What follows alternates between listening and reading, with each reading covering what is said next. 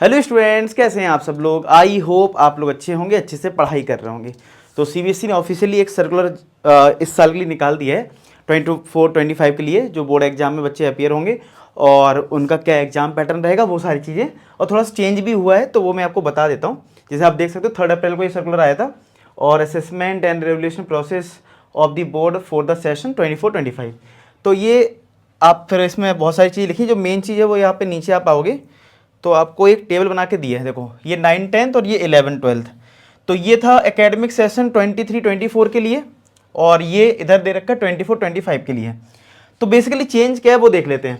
इधर लिखा है competency focused questions in the form of MCQ, case based, sources based 40%, और यहाँ कितना लिखा है 50%। और एमसीक्यू 20% पहले भी थे, अभी भी हैं। तो चेंज क्या हुआ है, constructed response question, short answer, long answer type 40%, यहाँ 30%।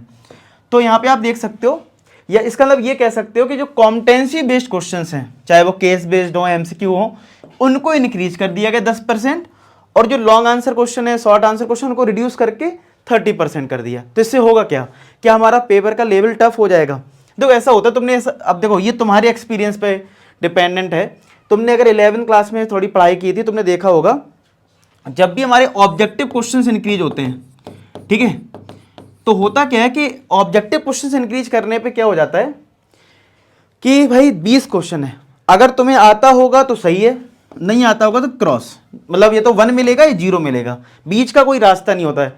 जब सब्जेक्टिव क्वेश्चन ज़्यादा होते हैं तो भाई तुमने लॉन्ग आंसर क्वेश्चन है, चलो तुम्हें नहीं भी आता था, फिर भी भाई 1 नंबर 4 में से मिल ही जाता है, तुमने थोड़ा भी इससे रिलेवेंट लिख दिया। और कभी कभी 2-3 भी पेपर जैसा आ जाए, टफ आ गया, उसके हिसाब से चेक भी होती है कॉपी। तो सब्जेक्टिव में ज़्यादा नंबर गेन करने के चांसेस होते हैं, ठीक है। लेकिन इसका दूसरा भी एक हो सकता है पॉइंट कि भैया नंबर नहीं कटते हैं, भाई सही है तो सही, गलत है तो गलत। तो एक ये भी पॉइंट है। लेकिन जो बच्चे एवरेज होते हैं, ठीक है, तो जो बच्चे लास्ट मोमेंट में पढ़ाई करते हैं, तो उनके लिए तो सब्जेक्टिव पेपर सही होता है। क्यों भाई, पास होने के चांसेस ज़्यादा है, कुछ लिख के आएंगे, कुछ कर लेंगे, तो यहाँ पे पास होने के चांस ज़्यादा है। जैसे इस बार का, मैंने अभी लास्ट वीडियो में ये बात बोली थी, इस बार का फिजिक्स का पेपर बहुत हार्ड आ गया। और ये ऐसे नहीं, टॉपर बच्चे जो लोग क्लास में टॉपर होते हैं ना, वो बोल रहे हैं बहुत हार्ड पेपर आ गया। आप पूछ लेना अपने सीनियर से, तो बहुत हार्ड आ गया। तो ऑब्जेक्टिव में क्या है, सिंपल भी हो गया, कभी कभी हार्ड भी दे सकते हैं, और फिर उस केस में अगर हार्ड क्वेश्चन आ गए तो आप लिख भी नहीं सकते। भाई इसमें तो चलो सब्जेक्टिव है, तो चलो कुछ आपने लिख के दिया, और टीचर को भी पता है पेपर हार्ड आया तो थोड़ी लीनियंट कॉपी चेक कर देगा। लेकिन यहाँ पे क्या है, भैया ऑप्शंस दे रखे हैं, तुमने सही करा तो ठीक है, नहीं तो गलत।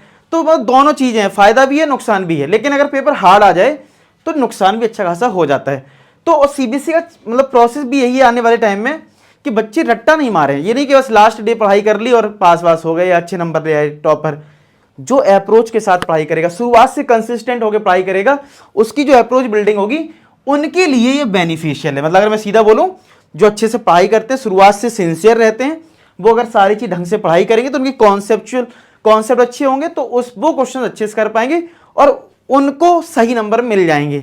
जो रट्टा मारते हैं तो वो उनके लिए थोड़ा सा मुश्किल होगा। तो इसलिए मैं भी आपसे रिक्वेस्ट करूंगा कि अब उस तरीके से पढ़ाई मत करो कि लास्ट मोमेंट में पढ़ाई कर लोगे तो पास हो जाओगे, ठीक है, लेकिन अच्छे नंबर नहीं आएंगे, ठीक है। और कल के दिन तुम्हें कोई कॉम्पिटिटिव एग्जाम भी देना है तो उसमें भी ऑब्जेक्टिव क्वेश्चंस होंगे। तो कहीं ना कहीं ये चीज़ फेयर है, और इससे मैं देखता हूँ जो बच्चे अच्छा पढ़ाई करते हैं उनको ही बेनिफिट होता है।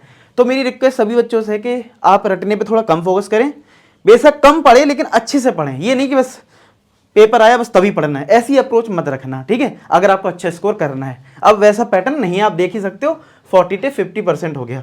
अब मैं आपकी कैसे हेल्प करूंगा ये भी मैं थोड़ा सा बता देता हूँ।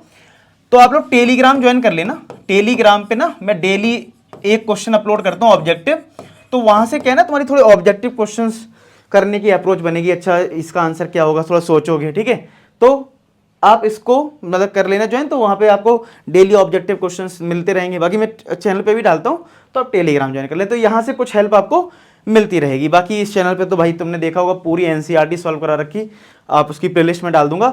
अगर आप एनसीईआरटी सॉल्व करवा रहे हो तो पूरी एनसीईआरटी सॉल्व कर रखी, ठीक है, पूरी एनसीईआरटी, एक एक क्वेश्चन, वो भी लेटेस्ट वाला, ठीक है, तो लेटेस्ट पैटर्न पे। तो बस ये था इस वीडियो में। उम्मीद करता हूँ आपको ये इन्फॉर्मेशन समझ में आई होगी कैसे अब आपको अप्रोच करना है इस सेशन में। बाकी मैं पूरे सेशन में इसमें जुड़ा रहूँगा, आपको पढ़ाऊँगा भी, बहुत सारी चीज़ें होंगी इस सेशन में, ठीक है। तो बाकी जुड़े रहें और टेलीग्राम जरूर ज्वाइन कर लेना। मिलते हैं नेक्स्ट वीडियो में, तब तक अपना ख्याल रखें, पढ़ाई करते रहें। लास्ट में एक ही बात बोलूँगा कि आप सभी सफल हों। धन्यवाद।